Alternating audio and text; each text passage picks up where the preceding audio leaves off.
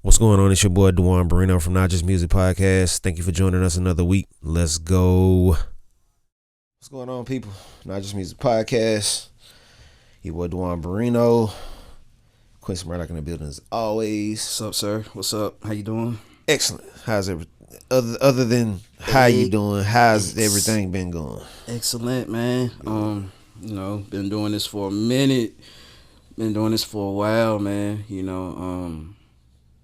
Just like I said last episode, it's like I'm evolving, with these episodes, episode by episode.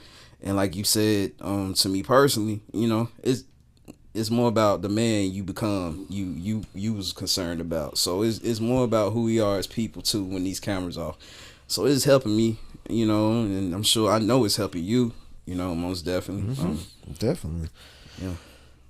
Most of us don't have outlets to express, but this is a very good way of outlet of express. Right. It shouldn't even just be, even with this, it shouldn't have to be a thing of a recorded situation. It just should be a thing of people are, should have an outlet, period. Whether if it's a friend, whether if it's a church, whether if it's your closet, whether if it's your sister's house, whether if it's your mama house, whether if it's your grandma house, auntie house. People don't have nobody to talk to. Have an outlet. Get you an outlet. Or even if you just pick up your phone and just cut the video on and just hit record and just talk to that, like that's where I feel a lot of us lack is space of relaxation or a place of where you can be expressive, and that's just getting worse and worse. Even looking into Black history, I noticed that was one thing that I see a lot of people did was take the time to be an outlet for somebody else. Be active. Even if it was year. Yeah, even if you were stuck on in a position where you were enslaved or something like that. I noticed that some people actually did have people that they would listen or talk to, or they would have for them just to listen, an ear to listen to. A lot of that, and you wasn't scolded. Yeah, for what you went through. Mm-hmm. Now it's unpopular to go through something. Yeah. It ain't cool. You can't do that. You can't be weak. So you can't talk to nobody because you're already fearing judgment from it. So and you can't ever show that sign of weakness because people always feel once you show that sign of weakness, you're weak. They one up on you. Right. I'm gonna throw it in your face at the wrong time. And I think that's why that generation, moved and grew differently, and because they accepted criticism too. They accepted criticism, they accepted life, and it molded them into strong individuals. Nowadays, like I said, you put us in those shoes, I don't think we last a day. Nah, we wouldn't last a day. So, they most definitely could last in these days, like these times, like roll switch, yeah. But we couldn't last a day in their shoes, man. Nah, I'm gonna be honest. Because we complain, oh my back hurt, oh this hurt, oh you hurt my feelings, like that's one thing I've gotten so I found to be so unpopular, bro, is that people remain stuck in their feelings. Right. That bothers me. It's okay to get in them, but get out of them. Yeah, this learn from it's okay to feel. Please feel. Have feelings and have emotions. But just make sure that your feelings and emotions don't detach you from a situation in a bad place. The bigger purpose. Yeah. And that's like accountability. Is where being accountable for your part of it is always should be what you should take care of. Like, I was sorry, bro. I misunderstood. Yeah. I miss, what I'm saying? I'm sorry. I reacted that way. Yeah. So that's how accountability. You know what I'm saying? Some people are scared of accountability because the case of, again, goes back to the word weak. Accountability, if you look at accountability says nothing about being weak in the definition. Right. And most people think that, because I gotta be accountable. They feel like that's disrespectful to their self to say that they had to be accountable or had to dial it back in a sense. Listen, you had blacks back then apologizing when we ain't even do nothing wrong. Yeah. And it was just because they knew who they were, and it would cause peace within themselves. Like, they seen the bigger picture. Mm-hmm.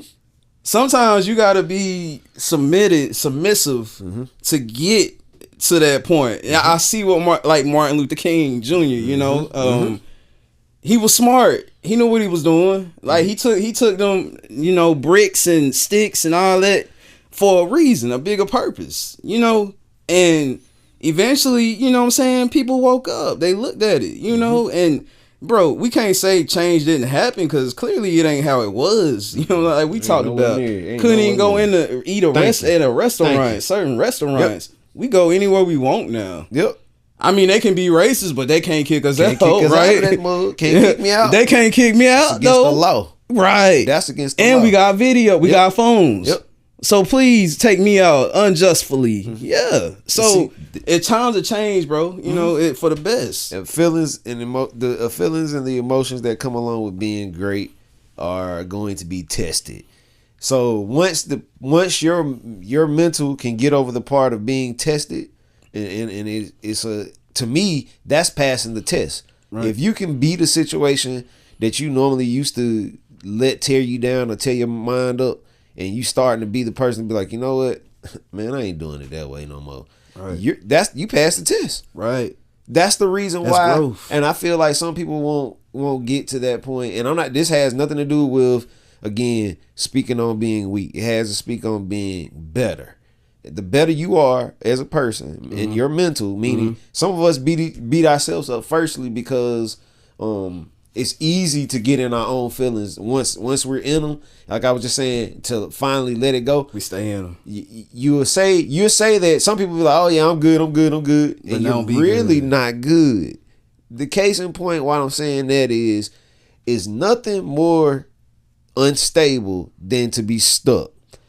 And when you're stuck, the stability, your stability changes, and especially like even if you're at a job with your kids, with your spouse, with your friends, right? There's this position that some people feel like, oh, I have to serve this one position, right? And or be this one person and never change and never flip flop. If you are in a position with somebody that won't allow you to flip flop, right? That ain't the person or that ain't the place for you. Meaning that ain't your job. If the job don't allow you to be in your feelings, right? Because at the end of the day, they're supposed to listen to you. Right. You are the one that make the job go for them, so they don't know any better until you speak up on it. If a job ain't allowing you to do that, get away. Right. 2, if you got a spouse, and I'm speaking mainly on black people when it comes to this, because us as a black community have gotten to a position where we look bad on jobs now because of the case of the way we fly off on the deep end on things, and we just and we quit. We easily, once it get difficult, we quit. Yeah, we don't think about the consequences. We don't even think about our kids when we walk off a job. Like, how am I gonna feed my kids? You know what I'm saying? And back then they wouldn't think like that. They wouldn't even think that way. It was all about kids. My grandpa held jobs down. My grandma worked. They believed in that, worked. Even at home they worked. You say whatever you want about my grandpa, but you can't say that man did not work. So that's what I'm saying about the older generation. Like, they worked. You know what I'm saying? They thought it through. So what, they drunk their beer and you know, and they did they sinful things, but at the end of the day, they handle business. A lot of things that we ain't doing now, handling business. You know, so you can't party and handle business. You ain't like the ones back then. You know what I'm saying? This is why. And this is staying in the black history. The community, the community that we have, and I'm gonna get, and this is gonna get me into my conversation. The educational part of things. I speak on education a lot more now. I'm starting to speak on education a lot more now, especially with podcasting, because if it's not educating you, we're not getting to you. In the case of I know how we're not getting to you, just look at how the world is starting to slowly change to this ratchet situation. And I'm speaking ratchet, not even the case of saying due to what the black people have made ratchet to be. I'm speaking a ratchet mentality across the whole entire board. And my thing is, it's about the teachings. Right. So, of course, I've been rolling off into the schools, Rosenwald schools. I'm still amazed at the schools that I pull up, and I'm thinking to myself, like, you know, it's heart wrenching to see it, But at the same time, with it being heart wrenching, what did they look at it as in that time frame? They looked at it as a very big opportunity. Right. And that's the part where I feel we mess up our opportunities nowadays is due to our feelings, how we feel about things. It's not a big deal. And it's not important. The things that can, it's not gonna affect me. Yeah. If it's the thing, if it's not one thing, if you feel that it's not going to affect those that are around you, you got another thing coming. And just like we were just speaking on with blacks, how the city councils and how you think just in your city that your voice don't matter. Like, oh, it don't matter who I vote for in this city. It does matter, man. Yeah. And that's what I'm saying. They back then they knew that. They knew it mattered. That's why they fought so hard for it. Mm-hmm.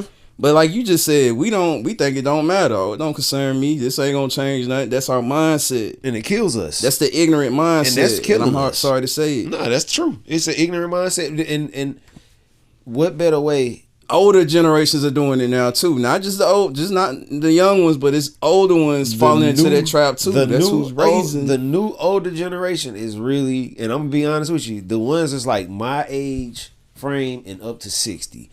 Have really messed up on a lot of stuff, right? And I'm not saying it's every last one. It's just some, and I'm because our parents were young also, yeah. So they were growing up while they had us. You know what I'm saying? So that's we see now the generations that. Those who to me came up under, if you lived throughout any slavery period or any Jim Crow law situation or any segregation situation, you know, if you lived in any of that stuff, your mentality is totally different now. And I see the difference in where it started and where it ended, right? Right. So the reason why I do this, talk to y'all about again this Black history stuff, is to show y'all and give y'all ideas. So what I'm gonna talk on this week is still in the Rosenwald schools. It's called the Retreat Rosenwald School. It was built in 1924 to serve black students in the outskirts of Westminster. Between 1917 and 1932, over 5,000 schools were constructed in the rural South and educate African American children. I've already said that to y'all, so we're moving on ahead and again get back to what Retreat Rosenwald School is. Okay. They were called Rosenwald Schools in honor of Julius Rosenwald, of course. Then president of Sears and Roebuck, who provided funds to assist in their construction, just like all the rest of the Rosenwald schools. Retreat School was one of 10 Rosenwald schools built in Oconee County, and that's in South Carolina. Right. And served students until 1950 when the school closed due to low enrollment. Let's keep moving. I'm going to show y'all the picture of this. And I'm going to show Q the picture of this now, just so he can see it. Let me see if it turns sideways. You just show me straight up. I don't rotate. Because I need to see it. Let me make sure I see. There we go. That's the front. That remind me of my great-grandma's house. And that's the back of it. Wow. So, for showing Q, y'all let's see the picture as I'm talking about this now. The school, hold on, I'll go back up. The building's simple design reflects that of many other two-teacher Rosenwald schools, with exception of the northwest and northeast orientation. Most of the plans call for a strict north-south orientation. However, this orientation permits the school to face the road, and its position also allows more light into the school during the dark winter months. Meaning probably was no lighting and power here. Proper light and ventilation were significant components of Rosenwald School designs. The school also originally included 2 privies 500 feet behind the school, and well house which sat 75 feet in front of the school. Right. The outbuildings are no longer extant and a portion in the school building allowed the upper and lower grades to be separated during school. But the dividing wall was removable so that a large space could be created for other uses. This expanded space was important as the school also served as the local community center. I'm going to get back to that in a second too. Many Rosenwald schools were partly sponsored by African American churches, and Retreat School is no different. The school sits on 2.55 acres donated by neighboring Pleasant Hill Baptist Church. Shout out to Pleasant Hill Baptist Church because I got some more info to talk about y'all as well. A black church established after the Civil War, the congregation met in one-room meeting house style church during the 1870s. Education was important to the church, which held reading classes on Sundays. You hear that, Q? Education wasn't, and this is 1870s church. During the 1870s, education was important to the church, which held reading classes on Sundays following worship. A black school, historically called the Negro School House, was built next to the cemetery of Pleasant Hill Baptist Church, yet it sat on property owned by a white man named M.S.H. Sneed. By 1909, the Oconee County School Board was making plans to relocate the school. And he knew this, right? Yep, to black-owned land. Pleasant Hill, yeah. Pleasant Hill Baptist Church donated the land adjacent to it, sanctuary, and by 1924, Retreat Rosenwald School, named for the nearby rural community then known as Bachelor's Retreat, was completed and in use. Evening classes as well as day classes were held at the school. Now, one more little piece, I'm going to be done with this. The school that began with 99 students saw its enrollment diminish significantly by the 1930s and 1940s. By 1950, the school this closed. On the white man's property, right? This was on a white man's property that the school bought. I mean, that the church bought from. And he was still living there. No, he wasn't. No, he wasn't. He wasn't. Yeah, he but wasn't. He still owned it though. No, he didn't own it. He didn't own it. No, they bought it from. They bought it from him. But still, them being black and getting ownership from a white, you know what I'm saying? Like, and he sold it to him. I mean, I just want. We about to come back to that. Yeah, that's why I just wanted to put that. I just wanted to put that in there. We got a few minutes talking about that, but by 1950, the school closed and its students were sent to Westminster, colored school in downtown Westminster. Members of Pleasant Hill Baptist Church then bought the school from its trustees and have used the building for a variety of purposes, including as a house of worship in 1960s while a new church building was being constructed. Now, this school was probably one of the most pinnacle ones to me because I was looking at one thing that stood out to me about this school. Firstly, a church chose to take a big piece into making this a school. Now, you think about it, right? Right. We talking about black churches, bro. Yeah. Black churches in that time who had enough money to help and chip in, you know, along with Rosenwald funds and all of the stuff like that, and in the school system to put this school together for these black kids. But what I liked about it beforehand was that Pleasant Hill Church was taking the time to educate black children. Meaning they got all the education, teaching them how to read, fundamentals, life, lesson. You know, you throw in preaching, life lessons with the fundamentals, math, reading. Think about, see, bro. We need to bring that up to the churches. See if they bring, put them fundamentals into theirs. Churches don't want to do. They don't want to change those churches, and this is why churches. To the script. This is why churches are failing. This is one thing I said earlier today. I said that the black church is on its way going downhill because the reason being, what the black church used to mean and what it used to be is no longer. We've had so many different aspects of a black church come in, meaning it's like almost like a club. Right? Can I say something? Yeah.